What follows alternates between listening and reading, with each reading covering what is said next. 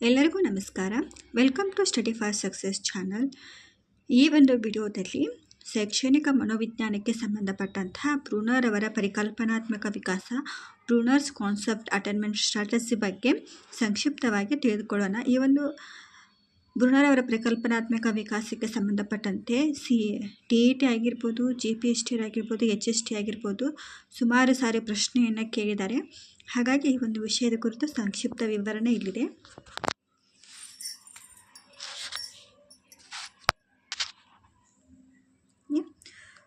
Bruner ಅವರ ಪರಿಕಲ್ಪನಾತ್ಮಕ ವಿಕಾಸದಲ್ಲಿ ಪ್ರಮುಖವಾಗಿ 3 ಹಂತಗಳಿವೆ. ಅದು ಕ್ರಿಯಾತ್ಮಕ ಪ್ರಾತಿನಿಧ್ಯ, ಚಿತ್ರರೂಪ, ಸಾಂಕೇತಿಕ ಪ್ರಾತಿನಿಧ್ಯ. ಈ ಒಂದು ಕ್ರಿಯಾತ್ಮಕ, ಚಿತ್ರರೂಪ ಮತ್ತು ಸಾಂಕೇತಿಕ ಪ್ರಾತಿನಿಧ್ಯಗಳ ಮೂಲಕ ಬ್ರೂನರ್ ಅವರ ಪರಿಕಲ್ಪನಾತ್ಮಕ ವಿಕಾಸದ ಹಂತಗಳು ನಡೆಯುತ್ತವೆ, ಕ್ರಮಬದ್ಧವಾಗಿ ನಡೆಯುತ್ತಿವೆ ಅನ್ನುವಂಥದ್ದನ್ನು ಕೂಡ ಹೇಳಿದ್ದಾರೆ. ಮೊದಲು ಕ್ರಿಯಾತ್ಮಕ, ನಂತರ ಚಿತ್ರರೂಪ, ನಂತರ ಸಾಂಕೇತಿಕ ಪ್ರಾತಿನಿಧ್ಯ. ಕ್ರಿಯಾತ್ಮಕ ಪ್ರಾತಿನಿಧ್ಯದಲ್ಲಿ ಎನಾಕ್ಟಿವ್ ಬಗ್ಗೆ ತಿಳ್ಕೊಳ್ಳೋಣ. ಇದನ್ನು ಅಭಿನಯ ಪ್ರಾತಿನಿಧ್ಯ ಎನ್ನುವರು. ಈ ಹಂತದಲ್ಲಿ ಮಗು ಇಂದ್ರಿಯಾನುಭವಗಳನ್ನು ಮಾನಸಿಕ ಮಾದರಿಯಾಗಿ ಪರಿವರ್ತಿಸುವುದು, ನಟನೆ, ಕ್ರಿಯೆ ಮೂಲಕ ಘಟನೆಗಳನ್ನು ವಿವರಿಸುವುದು ಕೆಳ ಹಂತದ ತರಗತಿ ಮಕ್ಕಳಿಗೆ ಬೋಧಿಸಲು ಸೂಕ್ತ. ಬ್ರೂನರ್ ಅವರ ಈ ಒಂದು ಪರಿಕಲ್ಪನಾತ್ಮಕ ವಿಕಾಸದ ಹಂತವಾದಂತಹ ಕ್ರಿಯಾತ್ಮಕ ಪ್ರಾತಿನಿಧ್ಯದಲ್ಲಿ ಏನು ಹೇಳ್ತಾರೆ ಅಂತಂದರೆ, ಮಗುವಿಗೆ ಯಾವುದಾದ್ರೂ ಒಂದು ವಿಷಯವನ್ನು ಕಲಿಸಬೇಕಿತ್ತು ಅಂತಂದರೆ ಇಂದ್ರಿಯಾನುಭವಗಳನ್ನು ಬಳಸಿಕೊಂಡು ಕಲಿಸಬೇಕು ಅನ್ನುವಂಥದ್ದನ್ನು ಹೇಳಿದ್ದಾರೆ. ಯಾವ ರೀತಿ ಅಂತಂದರೆ, ಉದಾಹರಣೆ ಮೂಲಕ ಮಗುವಿಗೆ ಡ್ಯಾನ್ಸ್ ಅಂದರೆ ನೃತ್ಯವನ್ನು ಕಲಿಸಬೇಕಿತ್ತು ಅಂತಂದರೆ ಸುಮ್ಮನೆ ನೃತ್ಯ ಮಾಡು ಅಂದರೆ ಮಾಡೋದಿಲ್ಲ. ಅದನ್ನು ನಟನೆಯ ಮೂಲಕ, ಕ್ರಿಯೆ ಮೂಲಕ, ಘಟನೆಗಳ ಮೂಲಕ ಹೇಳ್ತಾ ಹೋದರೆ ಮಗುವ ಬೇಗ ಕಲಿಯುತ್ತದೆ ಅನ್ನುವಂಥದ್ದು ಕೂಡ ಈ ಕ್ರಿಯಾತ್ಮಕ ಪ್ರಾತಿನಿಧ್ಯದಲ್ಲಿ ಸುಲಭವಾಗಿ ಮಗು ಕಲಿಯುತ್ತದೆ ಅನ್ನುವಂಥದ್ದನ್ನು ಹೇಳಿದ್ದಾರೆ. ಇನ್ನು ಎರಡನೇದಾಗಿ ಹೇಳಬೇಕಿತ್ತು ಅಂತಂದರೆ ಚಿತ್ರರೂಪ, ಐಕಾನಿಕ್. ಚಿತ್ರ ಅಥವಾ ಬಿಂಬಗಳ ಮೂಲಕ ವಿವರಿಸಿ ಪರಿಕಲ್ಪನೆ ಮೂಡಿಸುವುದು, ಚಿತ್ರಗಳ ರೂಪದ ಮೂಲಕ ಇಂದ್ರಿಯಾನುಭವಗಳನ್ನು ಜ್ಞಾನಾತ್ಮಕ ಮಾದರಿಯಾಗಿ ಪರಿವರ್ತಿಸುವುದು. ಅಂದರೆ ಈ ಒಂದು ಹಂತದಲ್ಲಿ ಮಗುವಿಗೆ ಚಿತ್ರಗಳನ್ನು ತೋರಿಸುವುದರ ಮೂಲಕ ಪರಿಕಲ್ಪನೆಗಳನ್ನು ಬೆಳೆಸಬಹುದು ಅನ್ನುವಂಥದ್ದನ್ನು ಬ್ರೂನರ್ ಅವರು ಹೇಳಿದ್ದಾರೆ. ಅದು ಹೇಗೆ ಅಂತಂದರೆ, ಉದಾಹರಣೆಗೆ ಒಂದು ಮಗುವಿಗೆ ಕಾಡಿನ ಒಂದು ಪರಿಕಲ್ಪನೆಯನ್ನು ಮೂಡಿಸ್ಬೇಕಿತ್ತು, ಕಾಡು ಅನ್ನುವಂಥದ್ದು ಒಂದು ಪರಿಕಲ್ಪನೆಯನ್ನು ಮೂಡಿಸ್ಬೇಕಿತ್ತು ಅಂತಂದರೆ ನಾವು ಕಾಡಿಗೆ ಹೋಗೋದಕ್ಕೆ ಆಗೋದಿಲ್ಲ. ಹಾಗಾಗಿ ಕಾಡಿನ ಒಂದು ಚಿತ್ರವನ್ನು ತೋರಿಸುವುದರ ಮೂಲಕ ಅಲ್ಲಿ ಮಗುವು ಆ ಒಂದು ಕಾಡಿನ ಪರಿಕಲ್ಪನೆಯನ್ನು ಕಾಡಿಗೆ ಸಂಬಂಧಿಸಿದಂತಹ ಒಂದು ಪರಿಕಲ್ಪನೆಯನ್ನು ಮೂಡಿಸಿಕೊಳ್ಳುತ್ತದೆ.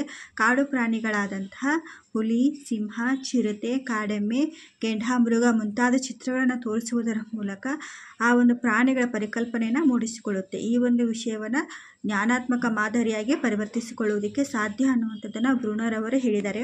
ಇನ್ನು ಮೂರನೇದಾಗಿ ಹೇಳಬೇಕಿತ್ತು ಅಂತಂದರೆ ಸಾಂಕೇತಿಕ ಪ್ರಾತಿನಿಧ್ಯ, ಸಿಂಬಾಲಿಕ್. ಭಾಷೆಯ ಮೂಲಕ ಇಂದ್ರಿಯಾನುಭವಗಳ ಜ್ಞಾನಾತ್ಮಕ ಮಾದರಿಯನ್ನಾಗಿಸುವುದು. ಅಂದರೆ ಭಾಷೆಯನ್ನು ಹೇಳುವುದರ ಮೂಲಕ ಒಂದು ಪರಿಕಲ್ಪನೆಗಳನ್ನು ವಿಕಾಸ ಮಾಡಬಹುದು ಅನ್ನುವಂಥದ್ದನ್ನು ಬ್ರೂನರ್ ಅವರು ಹೇಳಿದ್ದಾರೆ.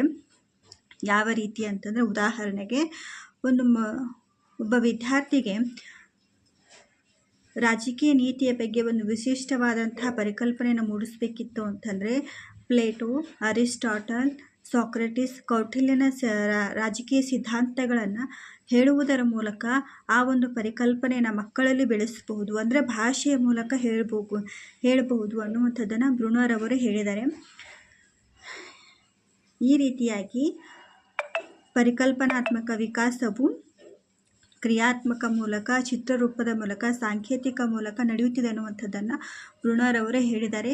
ಇದು ಹಂತ ಹಂತವಾಗಿ ಸಾಗುತ್ತದೆ. ಚಿಕ್ಕ ಮಕ್ಕಳಿಗೆ ಕ್ರಿಯಾತ್ಮಕತೆಯ ಮೂಲಕ ಮತ್ತು ಉತ್ತರ ಬಾಲ್ಯದ ವ್ಯವಸ್ಥೆ ಮಕ್ಕಳಿಗೆ ಚಿತ್ರರೂಪದ ಮೂಲಕ, ಹದಿಹರೆಯದ ವಯಸ್ಕರಿಗೆ ಸಾಂಕೇತಿಕ ಪ್ರಾತಿನಿಧ್ಯದ ಮೂಲಕ ಪರಿಕಲ್ಪನೆಗಳನ್ನು ವಿಕಾಸ ಮಾಡಬಹುದು ಅನ್ನುವಂಥದ್ದನ್ನು ಹೇಳಿದ್ದಾರೆ. ಈ ಒಂದು ಬ್ರೂನರ್ ಅವರ ಪರಿಕಲ್ಪನಾತ್ಮಕ ವಿಕಾಸಕ್ಕೆ ಸಂಬಂಧಪಟ್ಟಂತಹ ಪ್ರಶ್ನೆಗಳನ್ನು ಯಾವ ರೀತಿ ಕೇಳ್ತಾರೆ ಅಂತಂದರೆ, ಬ್ರೂನರ್ ಅವರು ಹೊಂದಿಸಿ ಬರೆಯಿರಿ ಅನ್ನುವಂಥದ್ರಲ್ಲಿ ಕೇಳ್ಬೋದು. ಬ್ರೂನರ್ ಅವರಿಗೆ ಸಂಬಂಧಿಸಿದ ವಿಕಾಸ ಯಾವುದು ಅಂತ ಕೇಳ್ಬೋದು, ಅಥವಾ ಬ್ರೂನರ್ ಅವರ ಪರಿಕಲ್ಪನಾತ್ಮಕ ವಿಕಾಸದ ಹಂತಗಳು ಯಾವುವು ಅಂತ ಕೇಳ್ಬೋದು. ಈ ಹಂತಗಳನ್ನು ಕ್ರಮಬದ್ಧವಾಗಿ ಉಲ್ಟಾ ಪಲ್ಟಾ ಕೊಟ್ಟಿರ್ತಾರೆ, ನಾವು ಸೀದಾ ಮಾಡಿ ಬರುವಂಥದ್ದನ್ನು ಆಪ್ಷನ್ಸ್ ಕೊಟ್ಟಿರ್ತಾರೆ, ಅದರಲ್ಲೂ ಕೂಡ ಕೇಳ್ಬೋದು. ಯಾವ ರೀತಿಯಾಗಿ ಕೇಳಿದ್ರು ಉತ್ತರ ಬರೀಲಿಕ್ಕೆ ಬರೋ ಥರ ನಾವು ಈ ಶೈಕ್ಷಣಿಕ ಮನೋವಿಜ್ಞಾನದಲ್ಲಿ ಪರ್ಫೆಕ್ಟ್ ಆಗಿರಬೇಕು. ಈ ಒಂದು ವಿಡಿಯೋ ನಿಮಗೆ ಇಷ್ಟ ಆದರೆ ಸಬ್ಸ್ಕ್ರೈಬ್ ಆಗೋದನ್ನು ಮರಿಬೇಡಿ. Thank you for watching.